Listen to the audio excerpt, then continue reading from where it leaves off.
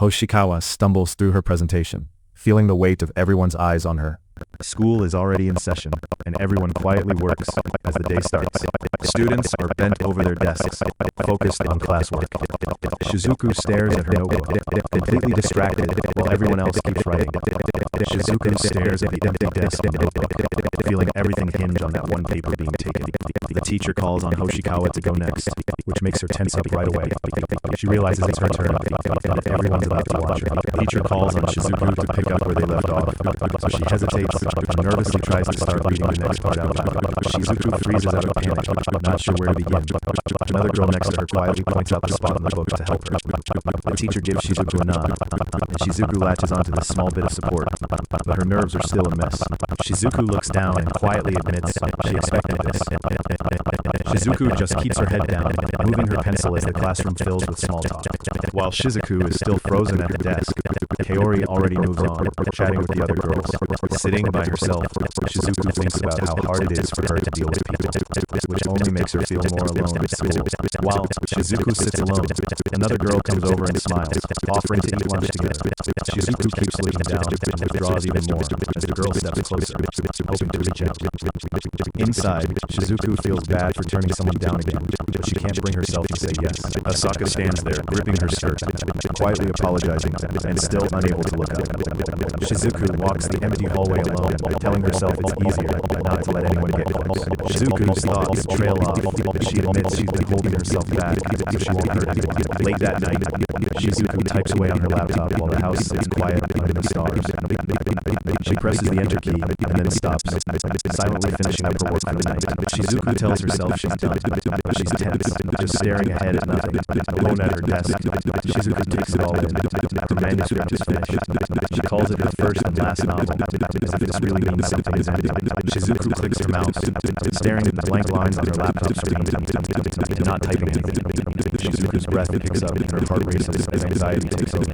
She tries to pep talk herself into moving forward, but doubt just keeps coming back and makes her hesitate again. Shizuku keeps typing by herself late into the night, non-stopping, even as everything stays quiet outside.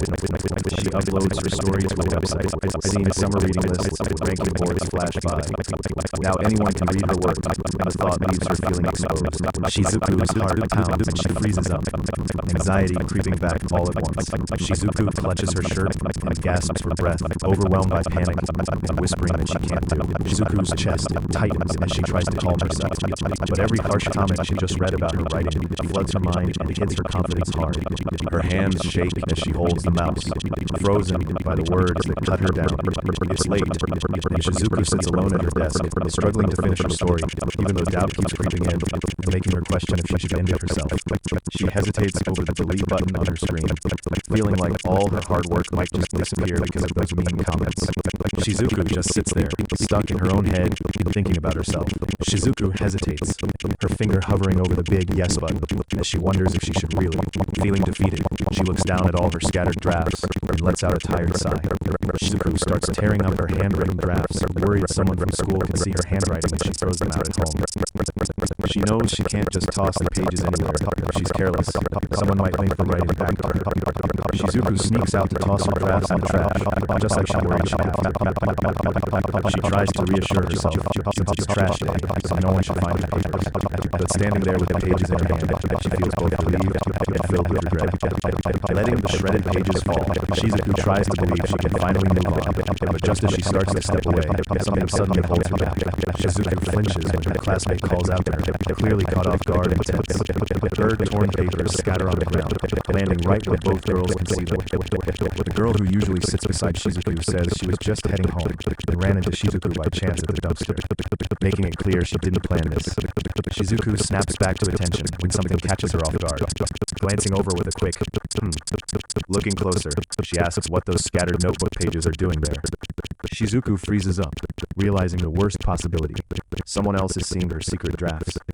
Her classmate, Asaka, quickly says sorry for surprising her, and worries she made Shizuku drop something important.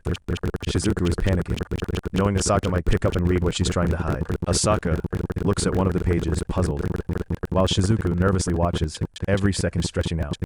Shizuku hardly dares to look, overwhelmed by nerves as she waits for Asaka's reaction. Her stomach drops. She's sure Asaka is about to read the page out loud and expose everything she's written. Asaka is seconds away from seeing everything, and Shizuku stands frozen, fear plain on her face. But before either of them can say anything, Shizuku can't move, still frozen in panic. Just then, another classmate calls out for Kaori to hurry up, breaking the tension for a second and giving Shizuku a brief moment to breathe. Asaka quietly apologizes to Shizuku, and Shizuku is so relieved, she wonders if she's actually safe. Asaka holds the notebook page for a moment, studying it in silence. Shizuku just stands there, completely stunned as everything sinks in and she can't even react. Out of nowhere, Kaori steps in, grabs the notebook page, and cheerfully says she'll just borrow it for now. That throws Shizuku off completely. She's stuck in place, shocked Kaori didn't bother reading it out loud. It takes all the pressure off, but leaves Shizuku confused and totally unsure what just happened. Shizuku just stares, frozen and overwhelmed, barely able to react as she tries to process Kaori's move. Kaori waves the page and hurries off, promising she'll return it tomorrow, while Shizuku is left completely stunned and can't even process what just happened. Still rooted in place, Shizuku struggles to believe any of this is real, quietly muttering how it just doesn't make sense. Out of nowhere, a fluffy dog shows up panting on the sidewalk while the girls walk under. Shizuku storms off down the sidewalk, clutching her notebook. A fluffy dog called Shion looks up as someone apologizes for not paying attention to her. To herself, Shizuku admits this whole thing feels like a total disaster, her anxiety just getting heavier with each second. She thinks about Kaori, the most popular girl in class who now has her notebook, and panics over what happens if someone else finds out. Shizuku has no clue what Kaori claims to do with her story, and not knowing pushes her nerves even further. Shizuku realizes there's no hiding what she wrote. It's clearly a novel, and now she's sure Kaori will actually read the whole thing. She freezes again, dreading what Asaka will think once she starts reading her story. The stress reaches a breaking point, and Shizuku's anxiety feels about ready to explode. She clutches her shirt and tries to breathe, but the panic just keeps building up. Shizuku's eyes go wide, sweat starting to collect on her forehead. Suddenly, a sharp bark slices through the quiet and yanks her back to reality. She grits her teeth, struggling to keep her feelings under control. Shizuku glances up, still shaky, but trying not to fall apart. Her heart feels like it's pounding in her ears. She can't seem to calm down. Shion the dog barks again, finally pulling Shizuku's attention away from the pain. Shizuku freezes, still sweating and too embarrassed to meet anyone's eyes after all that praise. Bending down, Shizuku quietly thanks Shion, finding a little comfort just from having him near. Now, with a plan, Shizuku decides that tomorrow she'll ask Asaka to return the novel, even if speaking up face-to-face at school freaks her out. Shizuku stays nervous about talking to Asaka and isn't sure she's ready to go through with it. She clutches her collar, nerves showing before she even takes a step. Looking out into the quiet night, Shizuku doubts if she can really do it, and for now she just sits there, stuck. Morning comes, bringing a new day. Shizuku gets to school way too early because she barely slept last night, worried keeping her up. Someone on campus calls out a cheerful good morning. Shizuku looks up, caught by surprise. Shizuku blurts out Asaka's name, catching her by surprise as she tries to step away. Asaka asks if Shizuku always arrives this early, surprised she's the first one there. Inside, Shizuku keeps telling herself this is the moment. She wants to speak up. Now's her shot before she freezes again. Her anxiety kicks in, so Shizuku pushes herself to speak before she chickens out. The other girl tries to explain how much the story meant to her, but gets choked up. Shizuku goes stiff, frozen by nerves, and unable to say anything at all. She stands there, fists clenched at her chest, struggling to force out any words. Asaka steps in and says it's totally fine if Shizuku wants to just get rid of it, making the whole thing sound simple. That catches Shizuku off guard, but now she's even more anxious about the growing misunderstanding. Shizuku stammers and doesn't know how to react. Asaka looks unsure too.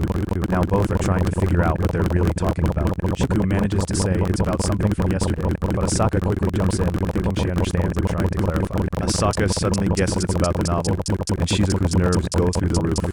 Shizuku blurts out that she'd never throw the novel away.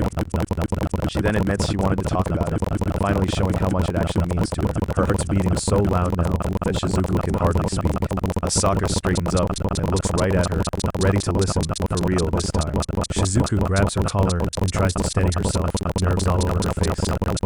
She braces herself, inwardly sure there's no way Asaka could possibly like her writing, yet all she hears in her head is no, no, no.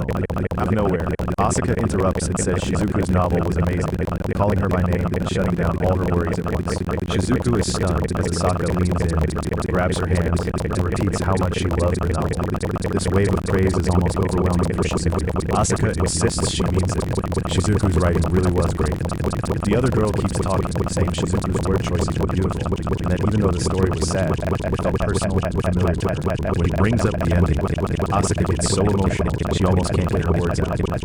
Shizuku is left staring, shocked to get this kind of reaction. Shizuku's eyes go wide and she stands frozen, overwhelmed by all this sudden praise, still doubting it. Shizuku stammers and wonders out loud if maybe Asaka is talking about some other story. Shizuku's thoughts spiral, convinced her writing is way too embarrassing for anyone to seriously like. Shizuku tightens her grip, but Asaka quickly shuts down her fears with a firm refusal. Asaka grabs Shizuku's hands and says she's completely sure what she felt reading that novel was real, and she's not confused at all. Shizuku stands there frozen, still trying to take in everything she just heard. Shizuku just stands there looking shocked as her lips start to curl into a tiny surprised smile. The other girl keeps going, explaining that Shizuku's story really hit her hard. She makes sure Shizuku understands this isn't just something nice to say, it's real. She points out that the ending meant the most to her, letting Shizuku know how much that last scene stuck with her. She describes how the two characters holding hands at the end moved her, which makes Shizuku freeze up even more, stunned to hear someone talk about her story like this. Shizuku and her friend finally reach out, their hands gently touching as they stand side by side. The girl admits the writing actually made her tear up, not trying to hide how much it got to her. As their hands touch, Shizuku notices the other girl's warmth and how tired her eyes look. She realizes this gentle voice barely shows up in class. Shizuku looks down, realizing she can actually trust what her friend just said. There's no sign of a lie in her voice or face. The girl tells Shizuku that even if she wrote the story just to get rid of it, it ended up mattering a lot to someone else. She pushes Shizuku not to doubt herself anymore and says her words truly meant something. Shizuku stands frozen, silent tears streaming down as it suddenly sinks in how much these words mean. Their hands stay locked, keeping them steady as the emotion works through both of them. A few tears slip down Shizuku's face, and her friend blurts out her name in shock. Still crying, Shizuku finally blurts out the real reason she wrote that story in the first place. She admits it was never meant for anyone else. It was just something for herself to get by. Shizuku said she wanted to erase the story completely, make it disappear forever, but now she feels stuck, not sure why she can't let it go. Quietly wipes at her eyes, still overwhelmed by the kindness she just got. Standing there holding a hand, Shizuku looks up, brushing away her tears as the moment finally lands. The other girl gently tells her that having Shizuku read her own writing means more than sharing it with anyone else, making it clear how much she values the trust. The whole day moves on, but everything still feels changed for these two. They stand alone in the empty classroom, still holding hands, quietly hanging on to whatever just started between them after all those tears. Shizuku snaps out of it when the other girl asks if the tears have stopped. Shizuku mumbles a reply, awkward but honest. Shizuku starts wondering how long it's been since she cried in front of someone like this, embarrassed but also weirdly relieved. Her eyes go wide again as the conversation shifts, and she braces for whatever is coming next. After all that tension, the two of them quietly end up holding hands again, neither pulling away. The other girl finally breaks the silence and asks when she'll get to read Shizuku's next story, sounding hopeful. Pushing Shizuku for an answer, she grins and wonders what kind of story will come next. Shizuku is totally thrown off by this sudden excitement. She blurts out that she wants more Shizuku stories. Maybe something sweet, maybe something happy, but definitely more. Leaving Shizuku speechless at this sudden support. Shizuku listens as her friend admits it means a lot, but then quietly apologizes. So Shizuku realizes she's about to be gently turned down. She tells her friend she's not planning to write any more stories, and how much it hurts to get that out while her friend just waits for her answer. Her friend just freezes up, shocked by what Shizuku said, and not ready for that answer. Shizuku clutches at her chest, lost for words, while her friend pushes back and asks directly why she wants to quit, almost desperate for a reason. Her friend finally speaks up, telling Shizuku to keep writing, even if it hurts.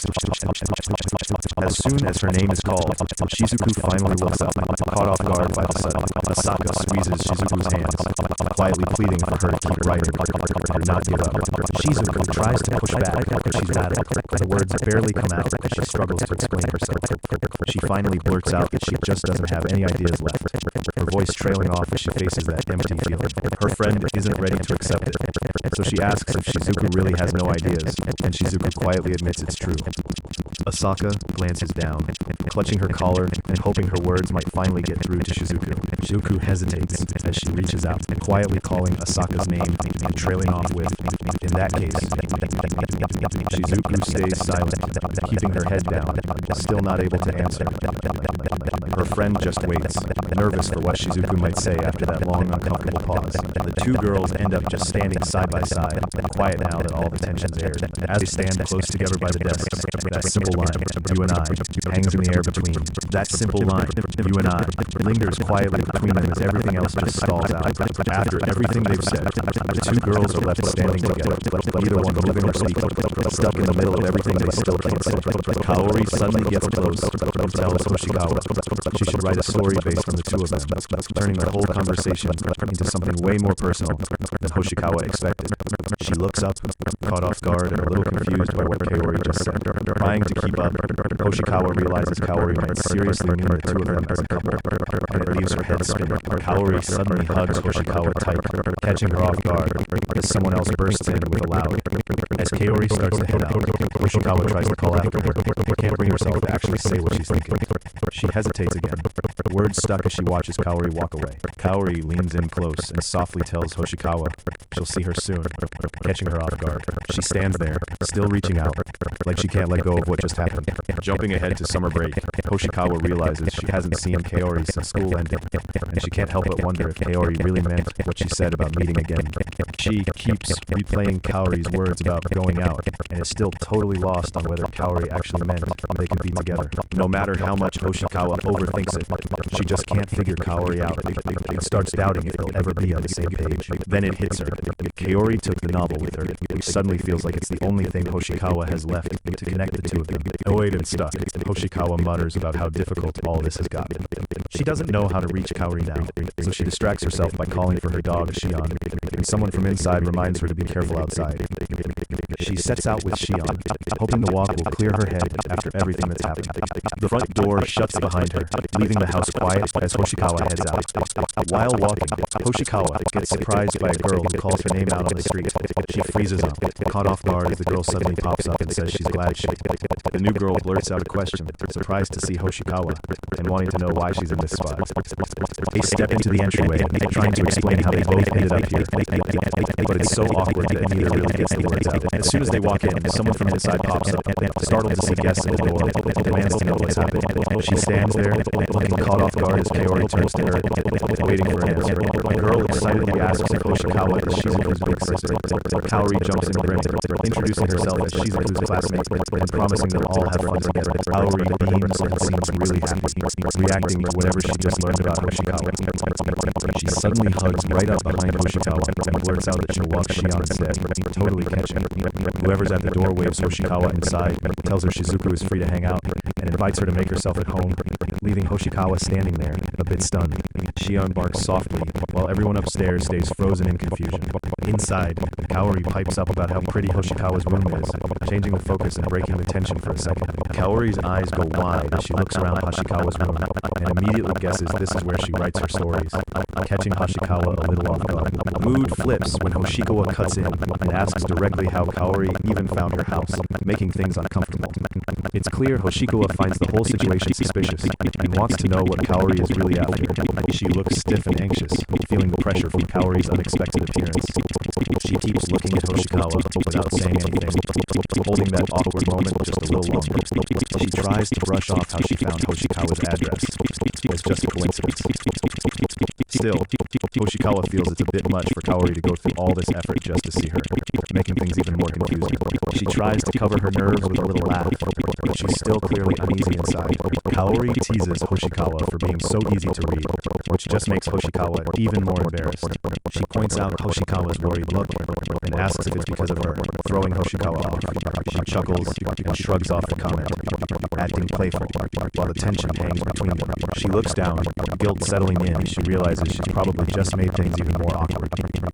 Someone finally brings up what happened the day before, breaking the uneasy quiet between them. Hoshikawa can't hold back anymore and brings up Kaori's talk about dating and writing a story based on them, making Kaori pause to listen. His eyes go wide as she realizes how heavy her words just landed. She tries to deflect by saying there are plenty of other girls Hoshikawa could date if all she wants is a love story, hinting that she's not sure why Hoshikawa would pick her in the first place. She asks why she would even matter so much, clearly not seeing herself as anyone's first choice or thinking she stands out. Kaori doesn't hesitate and admits Hoshikawa is the only one she cares about, making her feelings obvious. She just freezes there, still panicking about what she blurted out, wishing she could take it back. But Kaori just grins wide, pretending nothing is out of place. Right after her big confession, she reminds Hoshikawa she's always been interested in her stories, making it clear her feelings tie into her love for Hoshikawa's writing too. She admits she wants to know what being in love is like, and jokes that dating could make for good writing material for Hoshikawa. She laughs about how their interests actually line up, but Hoshikawa is left kind of speechless, trying to process how seriously Kaori means it. She stares down, tense, as she tries to sort out what Kaori's pushing her toward. A quiet moment passes, filling the room with Hoshikawa's uncertainty. Kaori looks for a real answer and asks if Hoshikawa just doesn't like the idea of them dating. Hoshikawa hesitates, not giving an answer yet. She just stares at the ceiling, caught up in her own thoughts about how seriously Kaori is. She lowers her eyes, quietly admitting she doesn't really dislike the idea. Hoshikawa quietly admits she appreciates Kaori's honesty and starts to say what she wants. Actually, she gets blunt and says it makes no sense to pretend to date if there are no real feelings. She compares it to playing make-believe, and her honest outburst just spills out without warning. She freezes as she suddenly realizes she went way too far with what she just said. She puts a hand to her mouth, already wishing she could take her words back, thinking she's pushed things too far. Panic rushes in. Hoshikawa silently freaks out and worries she just made the whole situation worse. Now she's spiraling inside, scared she's shown Kaori a side she never meant to. Kaori just sits there, quietly watching and not saying anything. Once she lowers her hand, Hoshikawa softly says she gets it. Trying to break the tension, she suggests just calling the whole thing a game, like it's not real anyway. She keeps her eyes shut, cheeks red, hoping no one can see how nervous she feels now. Kaori hesitates, but then says maybe they need some ground rules for their fake relationship, which catches Hoshikawa by surprise. She says they'll only act like a couple until summer break is over, putting a real expiration date on their pretend setup and making it official. Kaori heads out into the hall, leaving things unfinished with a heavy silence between them. She makes it clear again, this act only lasts until summer ends. Hoshikawa just looks at her, too stunned to answer. She tries to lighten the mood by saying it'll be fun, nudging Hoshikawa to just go along. She squeezes her hand tight, fighting back everything she really wants to say, but can't. She gives a shaky smile, still trying to act casual, even though she knows things are wrong. She blurts out that she has no clue what couples are even supposed to do together. She seriously wonders if Kaori even wants this, doubting she's really good enough for her. She blurts out that they're both girls and trails off, not sure how to finish the thought. Kaori glances back as she leaves, worrying Hoshikawa will be stuck with these doubts alone. Hoshikawa pictures their story, two high school girls secretly dating over summer break, no one suspecting a thing, not even their own families. She looks right at her and asks if she agrees, still trying to keep things light. She thinks that honestly, this weird scene really does feel like it's straight out of some cheesy romance novel. All Hoshikawa can manage is to stare back, too overwhelmed to say anything at all. Finally, Hoshikawa admits that even after everything Kaori said, she still can't fully trust her yet. She laughs it off, pretending it's not a big deal since they're just acting anyway. She turns away, thinking there's no point in pushing any harder. No matter how much Hoshikawa tries to be honest, Kaori always dodges the real questions, leaving her feeling blocked out. It finally hits Hoshikawa. Kaori keeps flipping things around, making her doubts work against her, and is always a step ahead. Hoshikawa finally says yes, but only for summer break, since that feels safer. Kaori lights up fast, clearly thrilled she's not getting shut down. Kaori's eyes get big, and her smile shows how much this means to her. Even though they're both nervous, it feels like things are moving forward. We end on the two girls drawn like cartoons, standing side by side at a fork in the road. Their summer plans are just starting, and neither girl knows where things will go from here. Kaori gets frustrated when her messages go unread, so she calls Hoshikawa to finally get her attention. She worries that something might be wrong and keeps trying to reach Hoshikawa, hoping to get a reply. When texting doesn't work, Kaori just shows up at Hoshikawa's place and waves up at her window, checking if she's okay. Kaori clutches her phone, waiting to see if Hoshikawa will finally pick up. The chapter title pops up, making it clear the library is about to be the main setting. A close-up of Kaori shows she's caught up in her feelings, thinking this summer is all about the stuff she loves, and some especially being part of it. Inside, Hoshikawa seems a little overwhelmed as she asks if Kaori is really planning to visit her every single day. Kaori jumps right in, claiming that couples should see each other constantly, but Hoshikawa reacts awkwardly, since she's never done anything like this before. She looks down and just feels mixed up about everything that's going on. She sets the terms. They'll keep playing this fake dating game until summer is over, and that's just how it's going to be. She admits she has no clue how to act in this fake relationship, but she went along with Kaori's idea anyway, because it felt too hard to refuse. She can't figure out what Kaori wants out of this, or even why Kaori picked her, so she's left feeling confused and a little lost. Those doubts just pile up as Hoshikawa keeps quiet, not sure what to do with these feelings. Trying to switch things up, Hoshikawa says she was already heading to the library today, and that honestly surprises Kaori. Kaori teases her, half joking that maybe Hoshikawa wants to become a novelist, but Hoshikawa just explains she was hoping to find a good book. Hoshikawa looks embarrassed, telling Kaori she knows this plan sounds boring, and says it's fine if Kaori wants to leave, not expecting Kaori to actually want to join. But Kaori lights up and insists on coming along, saying she really likes libraries and wants Hoshikawa to recommend a few books for her, which catches Hoshikawa off guard. She grins, clearly expecting Hoshikawa to get excited too, but things still feel a little one-sided. She starts to realize she can't really turn down Kaori's energy, and figures she has to go with it now. As they leave together, Kaori admits she never pictured Hoshikawa as the type to like libraries, so this whole thing feels new and kind of surprising for her. She just beams even more, totally set on tagging along, no matter what Hoshikawa thinks. She stares back at Kaori, still pretty unsure about all this sudden attention. She figures hanging out at the library with someone beats sitting alone at home, even if it's awkward. In the library, Kaori lets out a happy sigh and talks about how nice the place is, while Hoshikawa hangs back, still looking unsure about this whole setup. Hoshikawa wipes her forehead and complains about the heat, flinching when someone moves right behind her. She reminds Kaori to keep her voice down, and Kaori nods with a dragged-out answer, trying not to stand out. She starts browsing the shelves, finally settling into the library's quiet mood.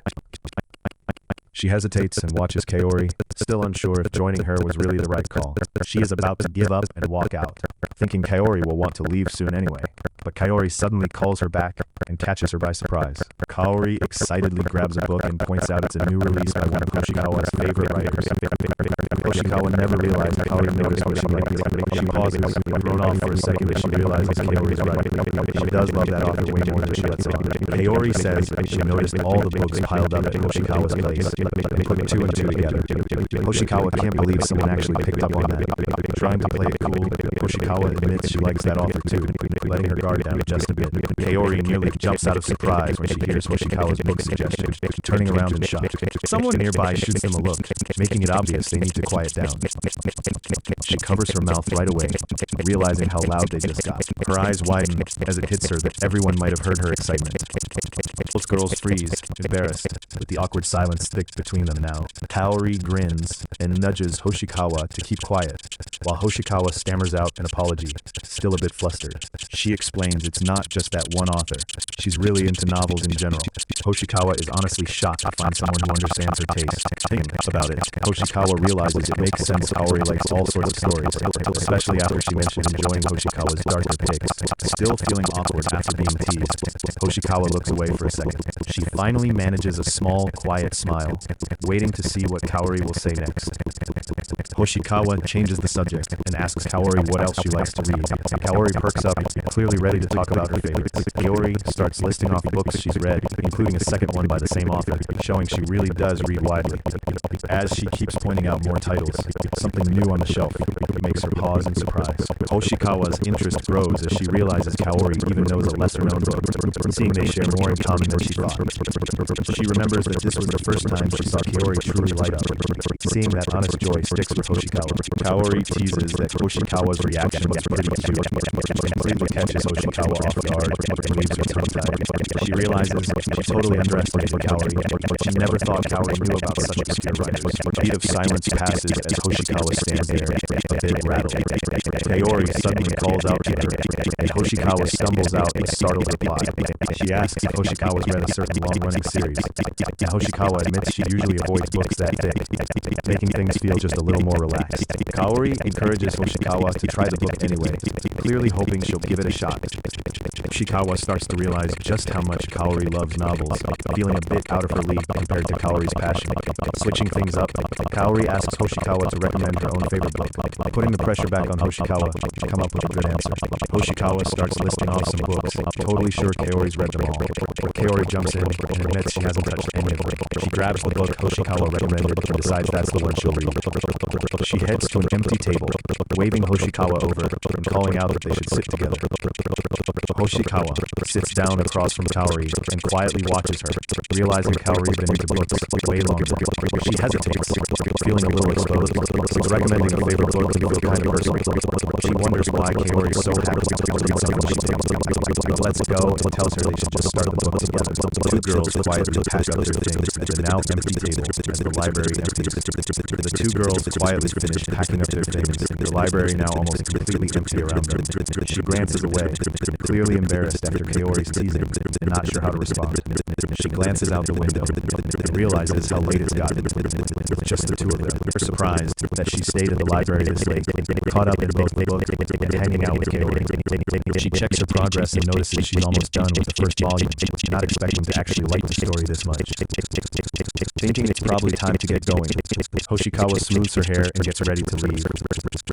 She, looking calm and happy, glances up from the book Hoshikawa picked for her, content in this quiet moment near the window. Seeing that, Hoshikawa freezes for a second. Her heart jumps as she looks across at Kaori. She keeps her eyes on Kaori, kind of stunned by how peaceful she looks in the evening light. The moment feels strangely special, almost like a scene from a painting. Kaori suddenly asks if Hoshikawa finished her book, catching her off guard, but Hoshikawa manages an honest answer. Hoshikawa says she's almost done, but points out it's getting late. Kaori is surprised at how fast the time flew and agrees maybe they should leave soon. She suggests they just take the books home, and Kaori agrees, pretty relieved they can keep reading and hang out again. She beams as they both pack up, glad they're leaving together instead of heading out alone. Once they step outside, Kaori stretches and jokes that library time was a blast. She even calls it a library date, leaving Hoshikawa caught off guard by the idea. Hoshikawa tries to explain that it feels kind of anticlimactic, and Kaori, genuinely curious, asks if she actually enjoyed it or not, pressing for an answer. As they walk outside, Hoshikawa admits she's hung up on this whole pretend couple idea, even though Kaori just thought their library outing felt like a genuinely nice date. While they walk, Kaori leans in and teases Hoshikawa, asking if she really expected something risky from the fake date, which catches Hoshikawa completely by surprise. Kaori quickly reassures her she isn't planning anything weird, but Hoshikawa freaks out a little anyway. Kaori just laughs at how easy it is to fluster her. When they finally leave the library and step out into the empty, foggy street, things quiet down, a bit awkward, but softer now, like both are wondering if this was really a date, or if it's just the start of a stranger friendship. Kaori stands there holding the seeds, realizing she really doesn't know what to do with them, since there's nowhere nearby to plant anything, and not wanting the seeds to go to waste. Kaori checks if it's alright to give them to her friend instead. Her friend lights up at the offer and is glad to take them, turning Kaori's little problem into something fun for both of them. Kaori pauses for a second, still unsure what step to take next.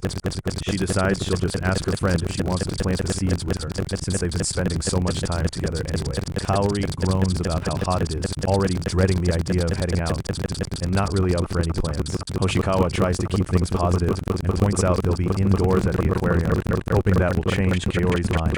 She goes quiet, and admits she can't go because she doesn't have any money. She immediately offers to pay for her, making it clear money isn't going to be an excuse. Kaori tries to explain she doesn't actually hate aquariums, but just keeps stalling. Hoshikawa pushes back and asks if Kaori actually wants to go or not. She freezes mid-conversation, holding her bag tightly while trying to find the right words. She finally blurts out her real problem. She doesn't have anything she thinks is nice enough to wear for that kind of outing, and feels embarrassed even mentioning it. The embarrassment hits hard, and Kaori just clutches the phone, realizing how awkward this confession sounds. Sitting alone, Kaori starts to wonder if even confident people like Hoshikawa care about looks.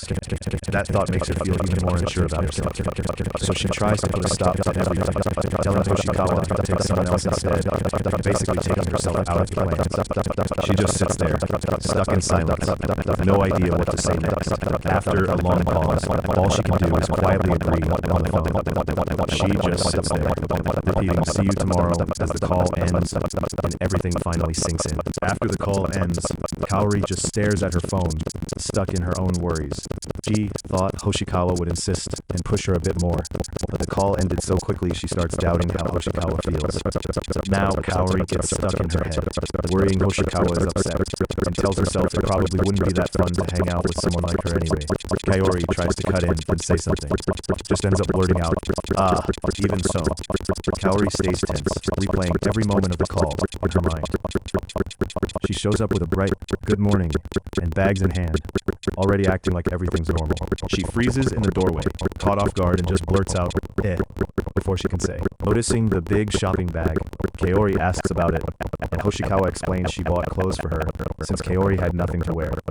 Hoshikawa grins and calls the clothes a present, totally catching Kaori off guard.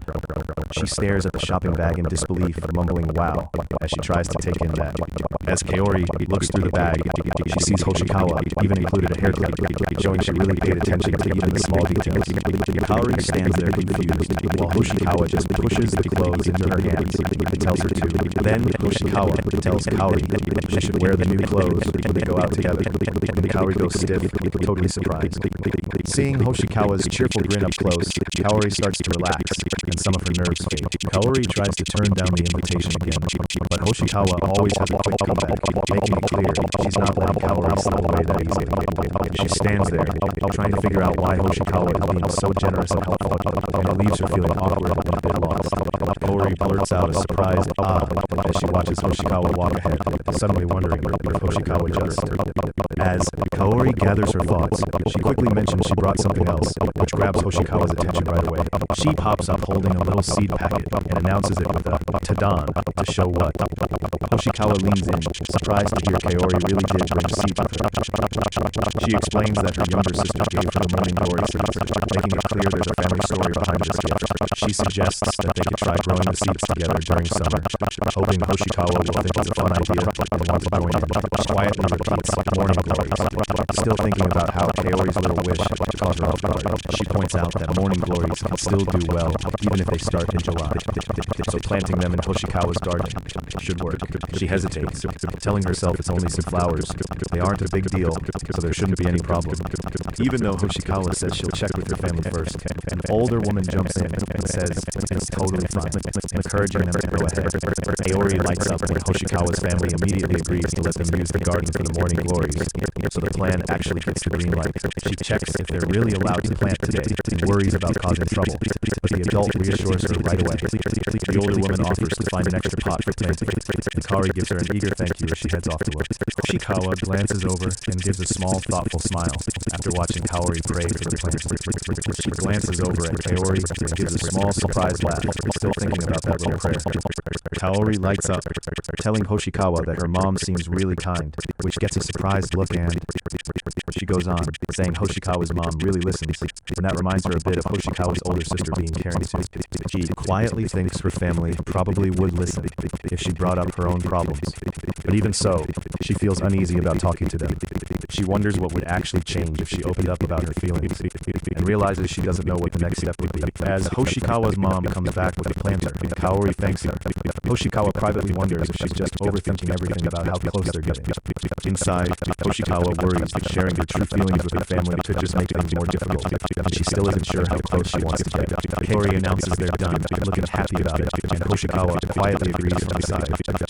She zones out for a second, leaning on the planter, and just thinking how worn out she is. She claps her hands together and wishes out loud for the flowers to grow strong. With eyes closed, Kaori presses her hands together, making a silent wish for the plant's future.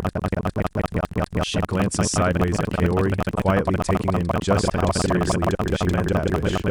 She just stares quietly at Kaori, kind of caught off guard by how seriously she meant it. She just quietly watches Kaori pray, still kind of surprised by how seriously she's taking it. Kaori wishes for the flowers to grow. The narration jumps in to remind us that morning glories will take a month or two before anything actually blooms. By the time those flowers finally open up, summer break will be over, and the new school term will already have started for both of them. It hits them that once their fake friendship fades away, they're not even sure what will become of these plants they worked so hard to grow together. She keeps her head down, still not ready to meet anyone's eyes after pulling away. She notices Kaori looking tense. Hoshikawa gently suggests they should just head back, saying there's no use getting worked up about what comes after this.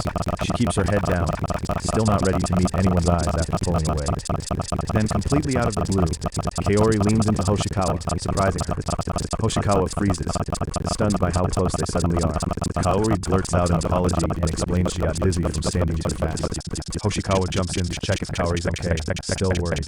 Trying to brush it off, Kaori tells Hoshikawa she's fine and really doesn't want her to worry, though she still sounds a little shaky. As Kaori pulls away, Kaori quietly asks if she can stay like this just a little longer, clinging to this bit of comfort before facing whatever's next. Hoshikawa doesn't move away, letting her stay close for now. Hoshikawa looks a little stunned, but gently squeezes Kaori's hand, still not sure what to say. Staying close, Kaori notices Hoshikawa's scent, a mix of sweat and shampoo, kind of comforting and warm, sticking with her in that quiet moment. Hoshikawa's hand squeezes tighter, and neither of them says anything for a long moment. Kaori leans her head against Hoshikawa and just lets herself rest there, both of them staying quiet. Suddenly, someone shouts from the house and startles them both, so Kaori calls back a quick answer, and the next thing they know, they're invited in for some watermelon. As someone runs over calling out to them, Kaori lets go of Hoshikawa and quickly steps away. The chapter ends with a distant view of Kaori and Hoshikawa side by side on a quiet road, hinting that their friendship might really be starting now. Kaori goes quiet, her face showing she's still thrown off by Hoshikawa calling her by her first. She stands there, barely meeting Hoshikawa's eyes. At the station, Kaori sits stiffly, messing with her rhythm, looking nervous and out of place. Hoshikawa strolls beside Kaori, cheerful and chatty, giving off totally different energy than Kaori's quiet notes. Kaori stands frozen by the hallway, still processing how suddenly everything between them just changed. When they arrive at the event hall, someone calls out to greet them, marking their official arrival. Seeing the packed crowd, Kaori gets why it's so busy. It's summer break, so she and Hoshikawa pause, feeling overwhelmed by all the people. Kaori spots the long line. She mentions to Hoshikawa that they'll have to wait, starting to feel nervous again about how long it'll take. But Hoshikawa just grins, letting Kaori know she already picked up tickets ahead of time, which really catches Kaori off guard. She hands Kaori both tickets, asking her to look at them, putting Kaori on the spot. She, still surprised, realizes all Hoshikawa needed to do was flash her student ID, so it was actually easy to get their tickets. He tries to pay Hoshikawa back, feeling awkward about not splitting things evenly. Hoshikawa quickly says she doesn't have to.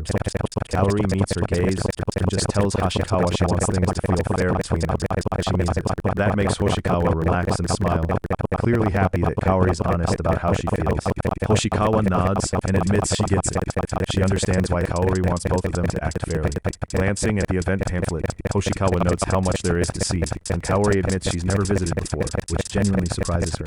Kaori explains her elementary school had a field trip here, but she never went. The place has always been a gap in her own childhood. She remembers only visiting an aquarium somewhere else with her family, not here. Hoshikawa is a bit surprised to hear that. Kaori realizes that she assumed Hoshikawa had been here before, just because she has a lot of friends, and now knows that was unfair. As they step into a packed hallway, Kaori actually comments how crowded it is, and it leaves both girls a little thrown. Kaori lights up with a big grin, already excited to start calling her Shizuku from now on. Without thinking, Kaori suddenly grabs Hoshikawa's hand, holding on tight before her nerves can kick in. She just blurts out her question and Hoshikawa freezes, totally caught off guard and blurting, eh? She quickly figures out Hoshikawa just wants them to stay together in a busy crowd, and Hoshikawa shrugs, acting like it's nothing special.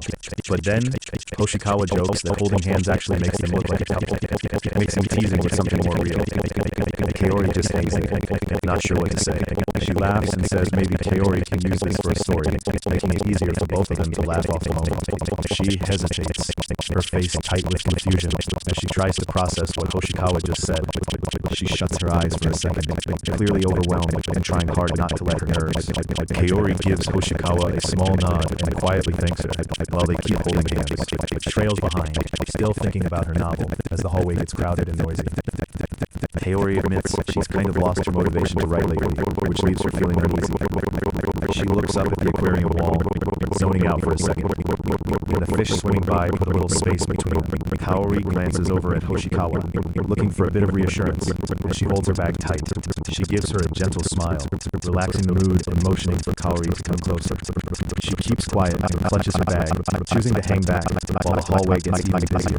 She stands next to Hoshikawa, both watching the fish flow past the glass in silence. Kaori stands quietly in front of the aquarium glass, trying to gather her thoughts after the surprise.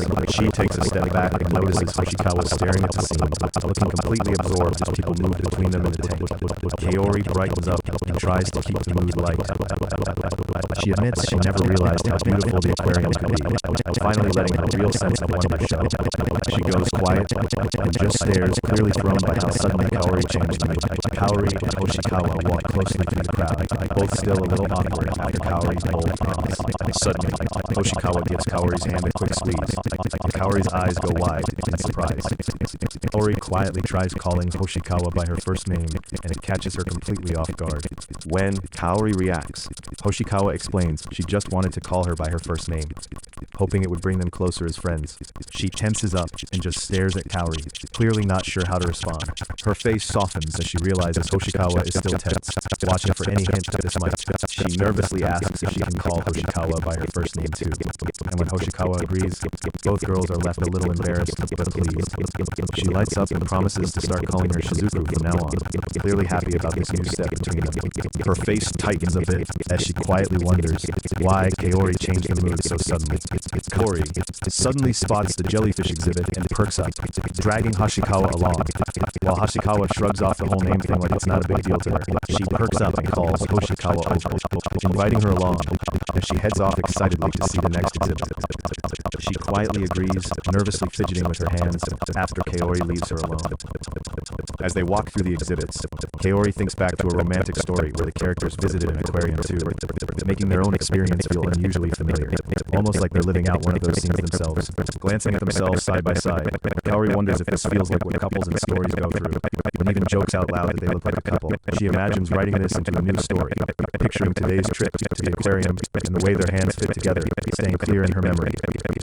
Hoshikawa sits back, thinking how she once promised herself she'd write only one book. Now, being here makes her question if that was really her last try. She gets quiet, wrestling with these thoughts, while Kaori keeps laughing nearby. When they reach the aquarium's show area, Kaori is shocked by how crowded it is, even though they showed up early. Kaori points out some empty spots to Hoshikawa, and they both hurry to grab the seats before anyone else. She says she needs a bathroom break, and asks Hoshikawa to save her seat. Hoshikawa nods and stays behind. Left alone, Hoshikawa holds Kaori's bag and waits quietly for her to come back. While she waits, Hoshikawa wishes she'd offered to look after Kaori's stuff first.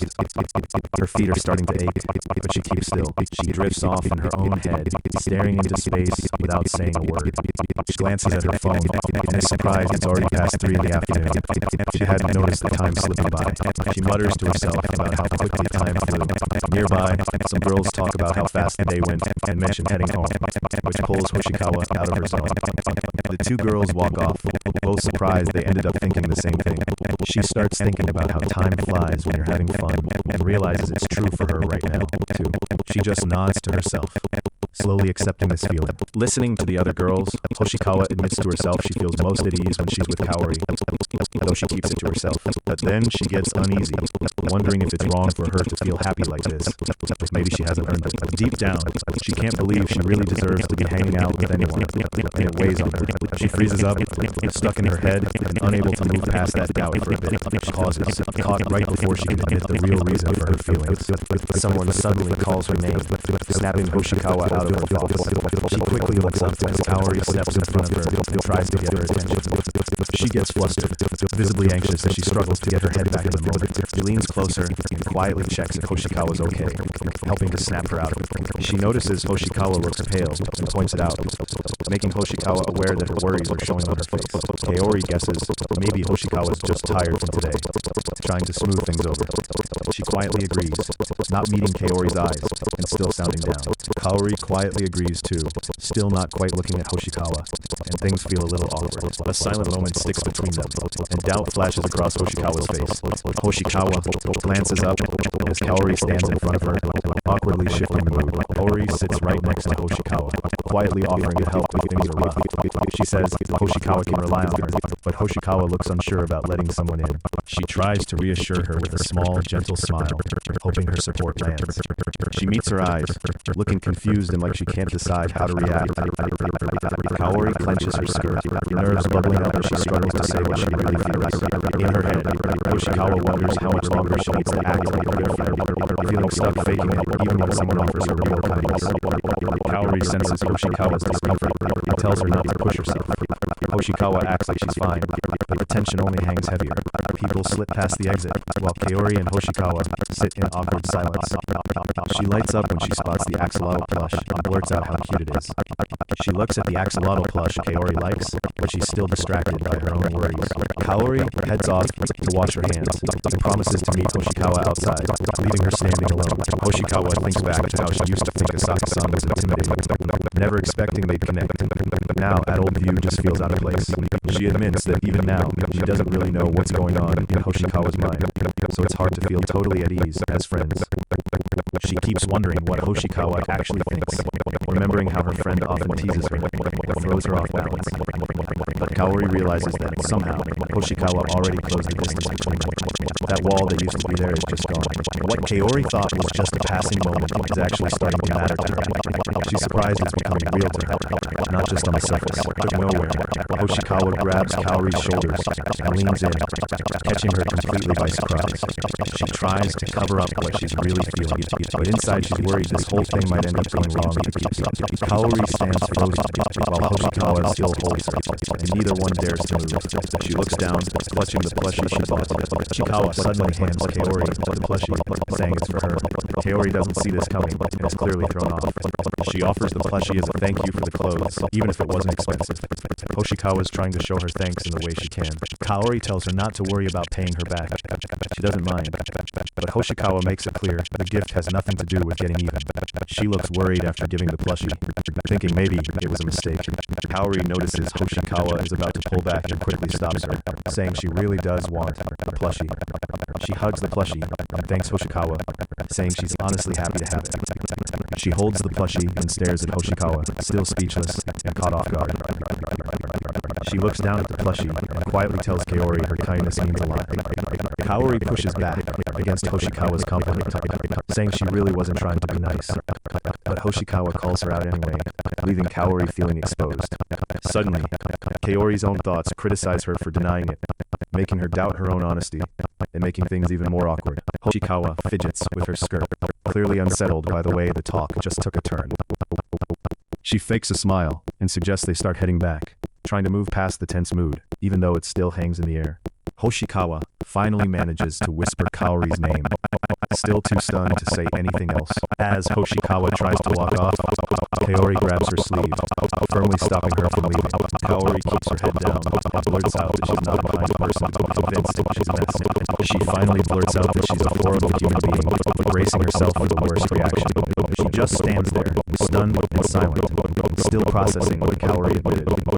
She snaps, demanding to know why Kaori is saying all this about herself and telling her not to talk about things she couldn't possibly get. Kaori mutters an apology, realizing Hoshikawa doesn't actually know what she's been struggling with. Hoshikawa freezes, her eyes wide in shock as she finally understands just how upset Kaori is. Kaori tells herself she deserves to be alone, believing Hoshikawa is only around because she doesn't know the real truth yet. Hoshikawa reaches out, saying Kaori's name softly, but Kaori feels like she has to confess the things she's been holding in. She admits she really doesn't deserve sympathy. She starts to recount something she did wrong back in elementary school. She finally breaks down, telling Hoshikawa she actually bullied a close friend as a kid. She's so weighed down by the guilt, she can barely look up. Kaori insists her actions hurt her friend badly, and that what she did can't be forgiven. The confession leaves Hoshikawa stunned and silent. She says people like her don't deserve to be called kind, and nobody should pretend otherwise after what she's done. Kaori glances away, telling Hoshikawa not to act like she's someone she's not. Neither of them speaks for a moment, and Kaori won't meet Hoshikawa's eyes. Kaori flinches when she hears Hoshikawa say her name, bracing herself for whatever might come next. She can't look up and find words, caught between regret or dread. She winces and stares at the ground, sure her confession just ruined everything between them. Hoshikawa tries to piece together what she's heard, realizing how long Kaori must have carried this. She wonders why Kaori has hidden this pain for so many years. Barely able to understand why Kaori would even care after all this time, she blurts out that Kaori is totally wrong and insists she isn't the good person Kaori thinks she is, pushing back against the idea of forgiveness. Hoshikawa stands there looking confused, asking Kaori why she's even saying this stuff right now. She pauses, struggling to respond as she sorts through everything she wants to say. Kaori forces a small smile, but deep down, she's nervous and just messed things up. She finally speaks up and quietly admits she's always noticed Hoshikawa struggling, changing the mood from awkward tension to something more real between them. Hoshikawa just stops, shocked that Kaori knew all along. She doesn't know what to say, and now things feel heavier between them, like this talk isn't finished. She just freezes, barely able to respond except for a quiet shock. The story breaks here for a creator message and support info, leaving things hanging until next time. The scene shifts as the story continues. The scene shifts as the story continues. The scene shifts as the story continues. The scene shifts as the story continues. The scene shifts as the story continues. The scene shifts as the story continues. The scene shifts as the story continues. The scene shifts as the story continues. The scene shifts as the story continues. The scene shifts as the story continues. The scene shifts as the story continues. The scene shifts as the story continues. The scene shifts as the story continues. The scene shifts as the story continues. The scene shifts as the story continues. The scene shifts as the story continues. The scene shifts as the story continues. The scene shifts as the story continues. The scene shifts as the story continues. The scene shifts as the story continues. The scene shifts as the story continues. The scene shifts as the story continues. The scene shifts as the story continues. The scene shifts as the story continues. The scene shifts as the story continues. The scene shifts as the story continues. The scene shifts as the story continues. The scene shifts as the story continues. The scene shifts as the story continues.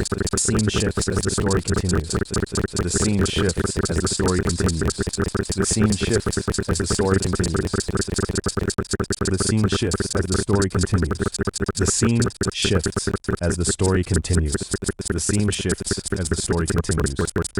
shifts as the story continues. The scene shifts as the story continues. The scene shifts as the story continues. The scene shifts as the story continues. The scene shifts as the story continues. The scene shifts as the story continues. The scene shifts as the story continues. The scene shifts as the story continues. The scene shifts as the story continues. The scene shifts as the story continues. The scene shifts as the story continues. The scene shifts as the story continues. The scene shifts as the story continues. The scene shifts as the story continues. The scene shifts as the story continues. The scene shifts as the story continues. The scene shifts as the story continues. The scene shifts as the story continues. The scene shifts as the story continues. The scene shifts as the story continues. The scene scene shifts as the story continues. The scene shifts as the story continues.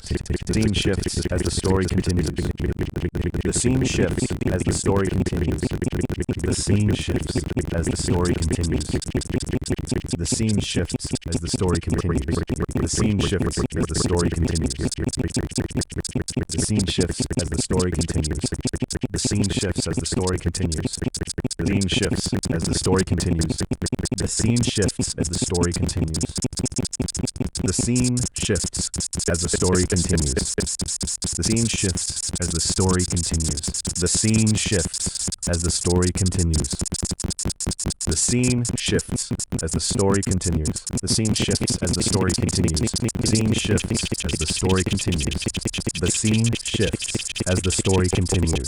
The scene shifts as the story continues. The scene shifts as the story continues. The scene shifts as the story continues. The scene shifts as the story continues. The scene shifts as the story continues. The scene shifts as the story continues. The scene shifts as the story continues. The scene shifts as the story continues. The scene shifts as the story continues. The scene shifts as the story continues. The scene shifts as the story continues. The scene shifts as the story continues. The scene shifts as the story continues. The scene shifts as the story continues. The scene shifts as the story continues. The scene shifts as the story continues.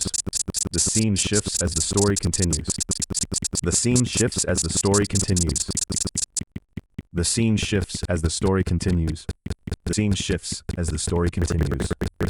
The scene shifts as the story continues. The scene shifts as the story continues. The scene shifts as the story continues. The scene shifts as the story continues. The scene shifts as the story continues. The scene shifts as the story continues. The scene shifts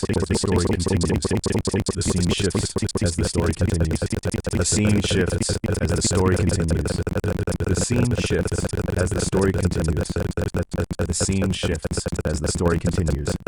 The scene shifts as the story continues. The scene shifts as the story continues. The scene shifts as the story continues. The scene shifts as the story continues. The scene shifts as the story continues. The scene shifts as the story continues. The scene shifts as the story continues. The scene shifts as the story continues. The scene shifts as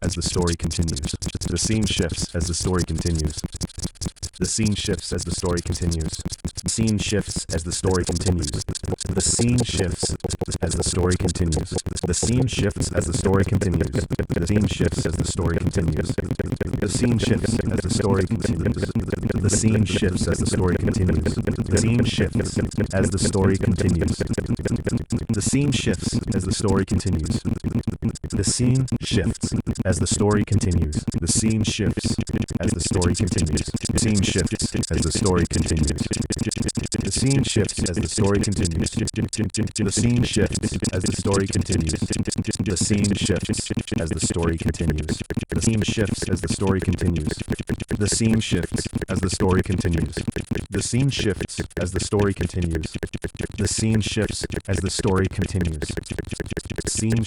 the story continues.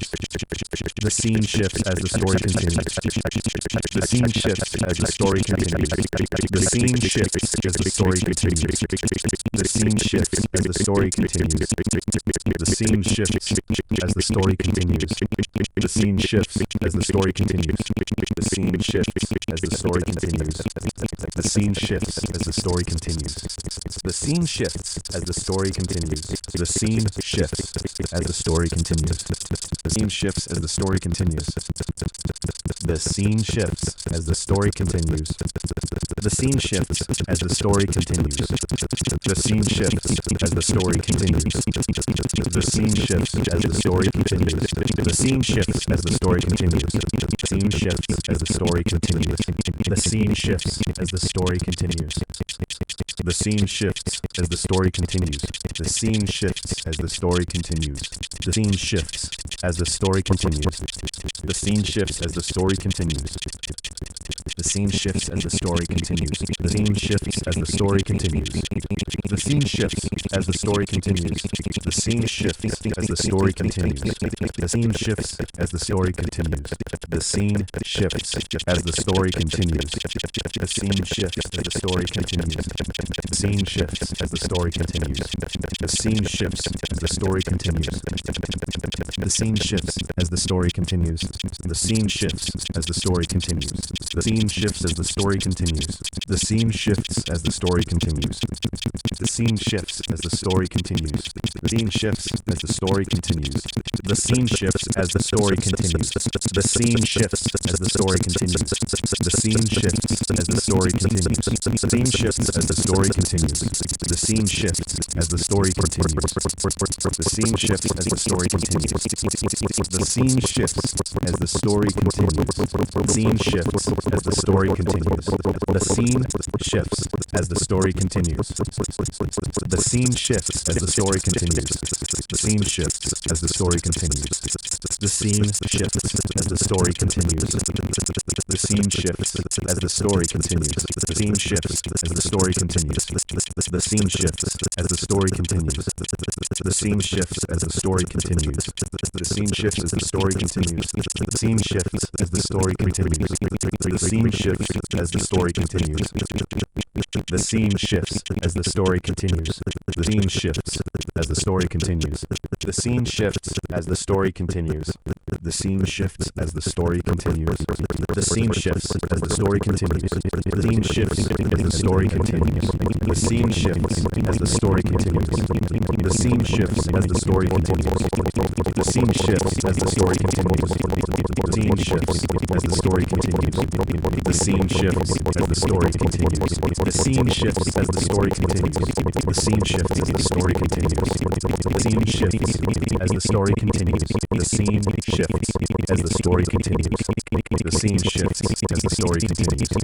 scene shifts as the story continues. The scene shifts as the story continues. The scene shifts as the story continues. The scene shifts as the story continues. The scene shifts as the story continues. The scene shifts as the story continues. The scene shifts as the story continues. The scene shifts as the story continues. The scene shifts as the story continues. The scene shifts as the story continues. The scene shifts as the story continues. The scene shifts as the story continues. The scene shifts as the story continues. The scene shifts as the story continues. The scene shifts as the story continues. The scene shifts as the story continues. The scene shifts as the story continues. The scene shifts as the story continues. The scene shifts as the story continues. The scene shifts as the story continues. The scene shifts as the story continues. The scene shifts as the story continues. The scene shifts as the story continues. The scene shifts as the story continues. The scene shifts as the story continues. The scene shifts as the story continues. The scene shifts as the story continues.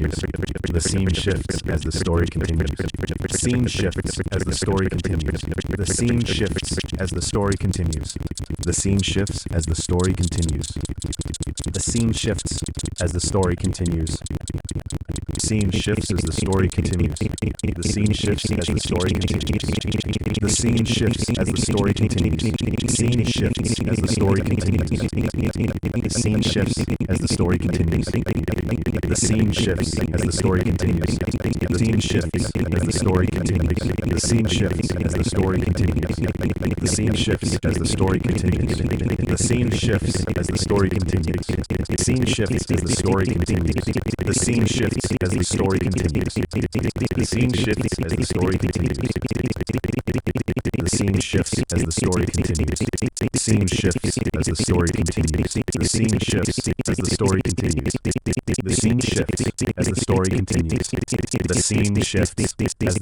continues. The scene shifts as the story continues. The scene shifts as the story continues. The scene shifts as the story continues. The scene shifts as the story continues.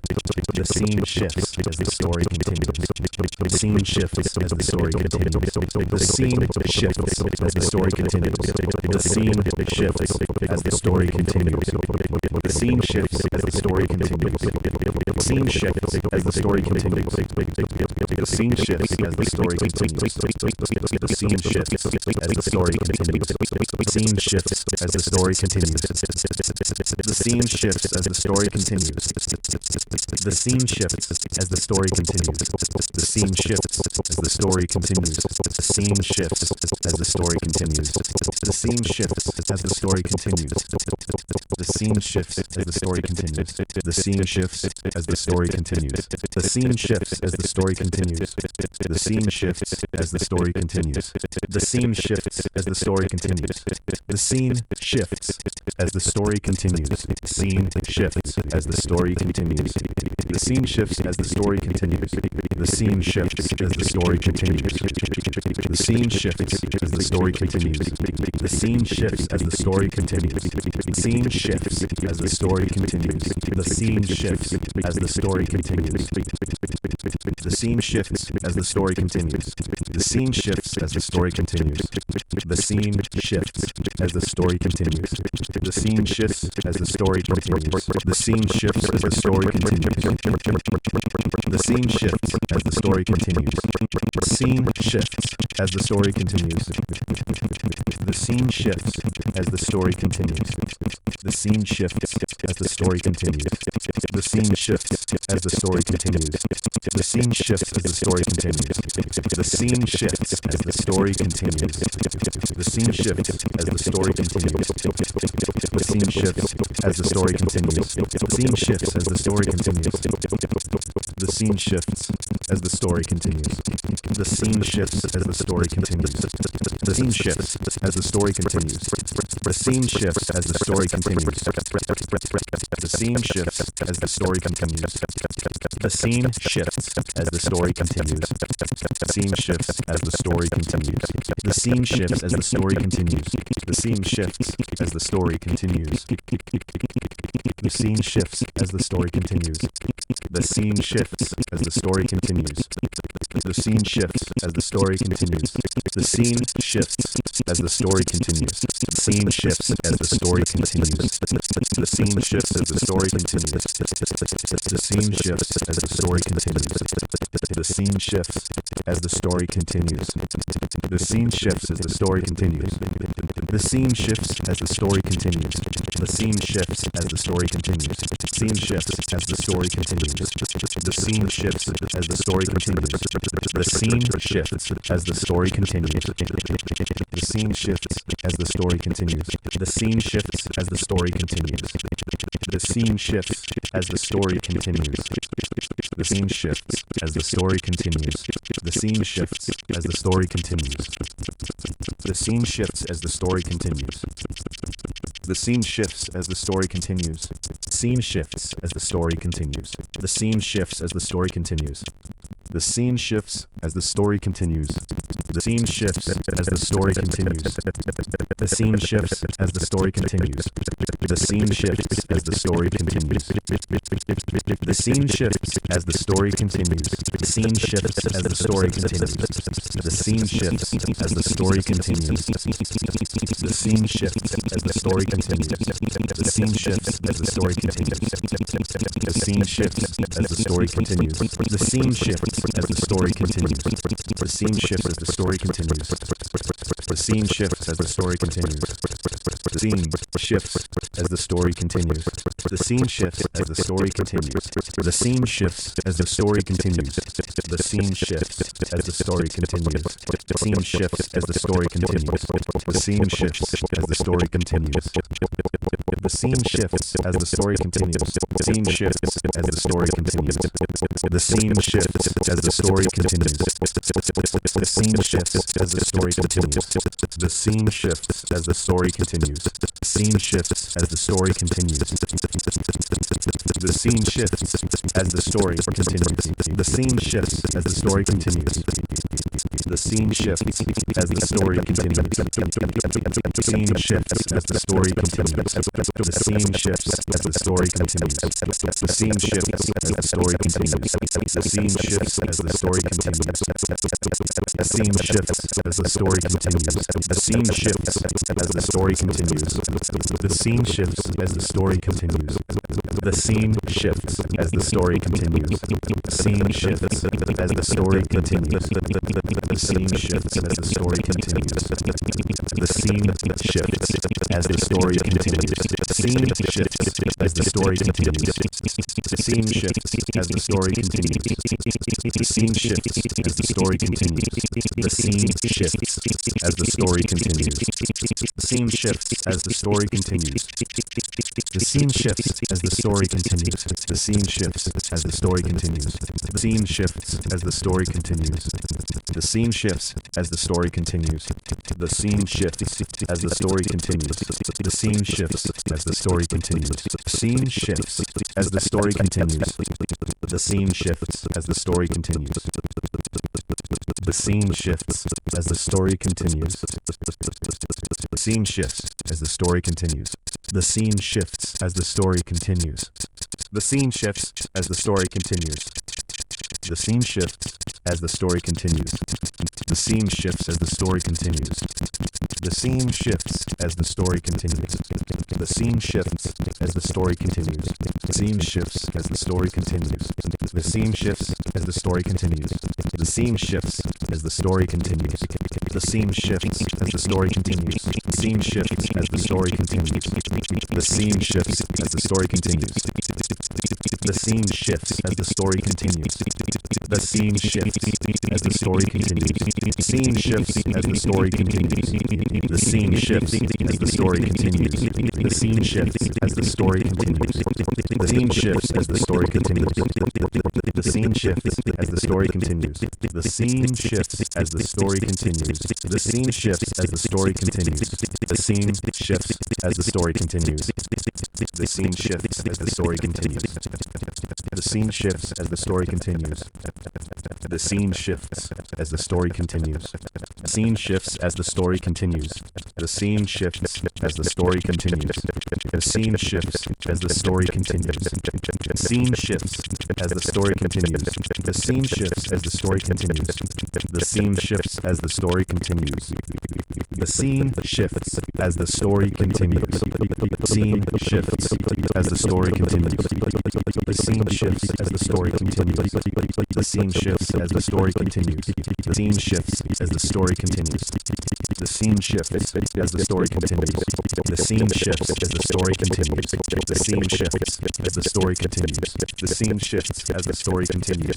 The scene shifts as the story continues. The scene shifts as the story continues. The scene shifts as the story continues. The scene shifts as the story continues. The scene shifts as the story continues. The scene shifts as the story continues. The scene shifts as the story continues. The scene shifts as the story continues. The scene shifts as the story continues. The scene shifts as the story continues. The scene shifts as the story continues. The scene shifts as the story continues. The scene shifts as the story continues. The scene shifts as the story continues. The scene shifts as the story continues. The scene shifts as the story continues. The scene shifts as the story continues. The scene shifts as the story continues. The scene shifts as the story continues.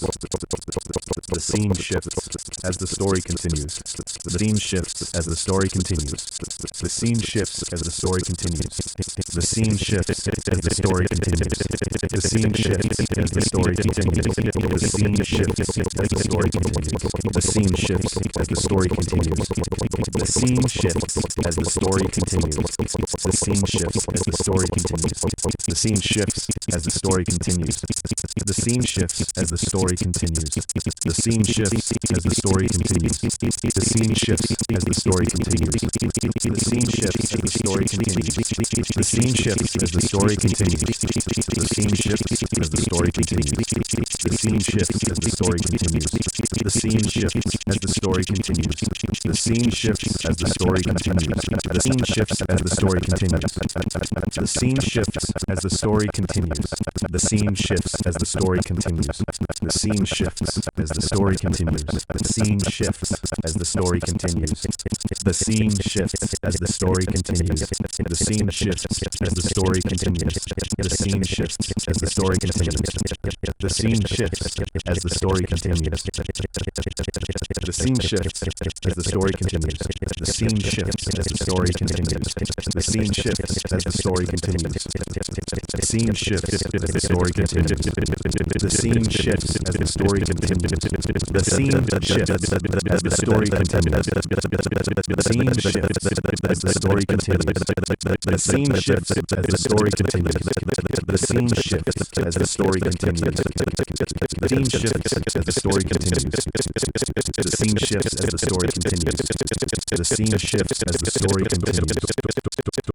The scene shifts as the story continues. The scene shifts as the story continues. The scene shifts as the story continues. The scene shifts as the story continues. The scene shifts as the story continues. The scene shifts as the story continues. The scene shifts as the story continues. The scene shifts as the story continues. The scene shifts as the story continues. The scene shifts as the story continues. The scene shifts as the story continues. The scene shifts as the story continues. The scene shifts as the story continues. The scene shifts as the story continues. The scene shifts as the story continues. The scene shifts as the story continues. The scene shifts as the story continues. The scene shifts as the story continues. The scene shifts as the story continues.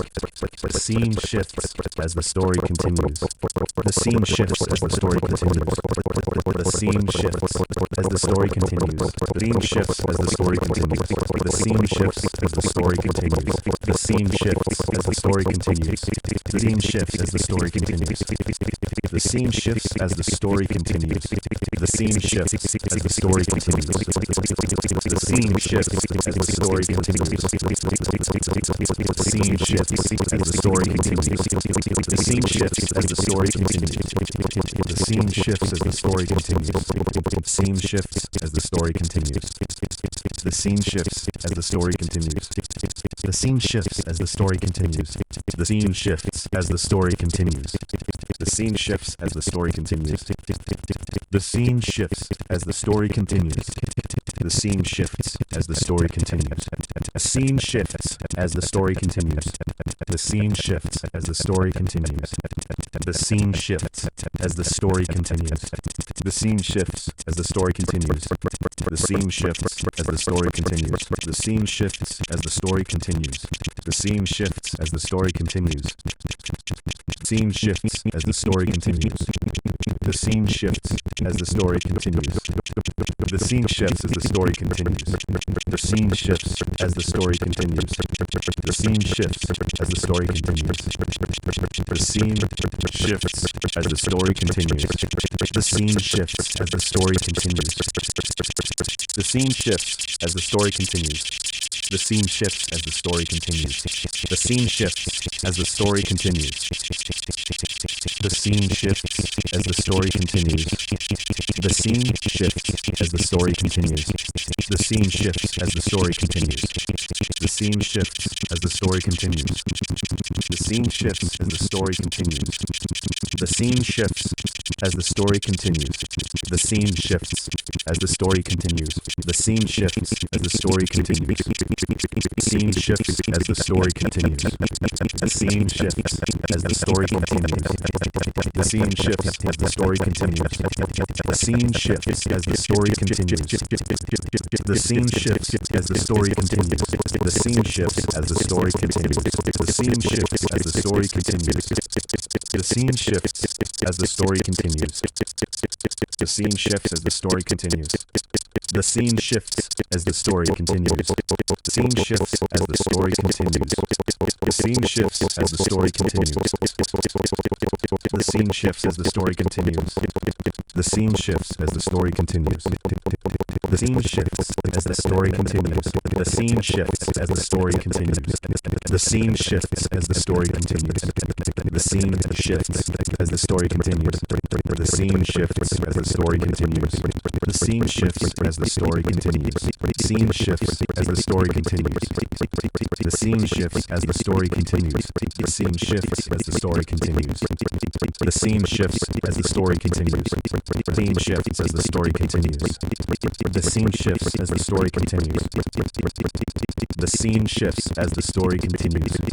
The scene shifts as the story continues. Scene shifts as the story continues. The scene shifts as the story continues. The scene shifts as the story continues. The scene shifts as the story continues. The scene shifts as the story continues. The scene shifts as the story continues. The scene shifts as the story continues. The scene shifts as the story continues. The scene shifts as the story continues. The scene shifts as the story continues. The scene shifts as the story continues. The scene shifts as the story continues. The scene shifts as the story continues.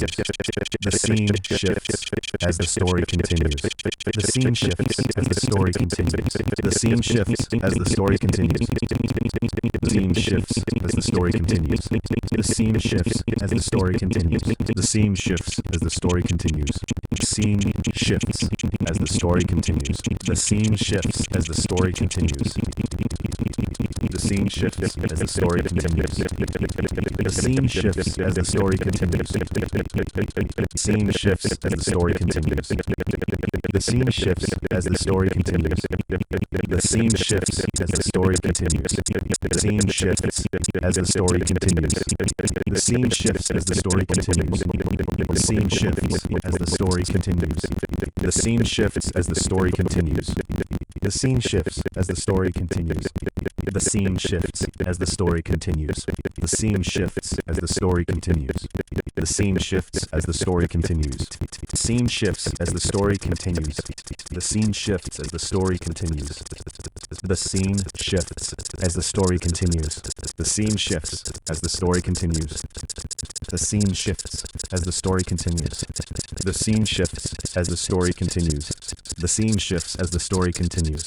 The scene shifts as the story continues.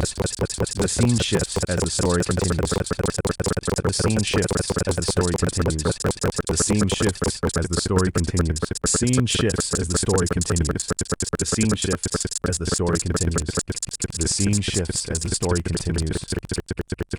The scene shifts as the story continues. The scene shifts as the story continues. The scene shifts as the story continues. The scene shifts as the story continues. The scene shifts as the story continues. The scene shifts as the story continues. The scene shifts as the story continues. The scene shifts as the story continues. The scene shifts as the story continues. The scene shifts as the story continues. The scene shifts as the story continues.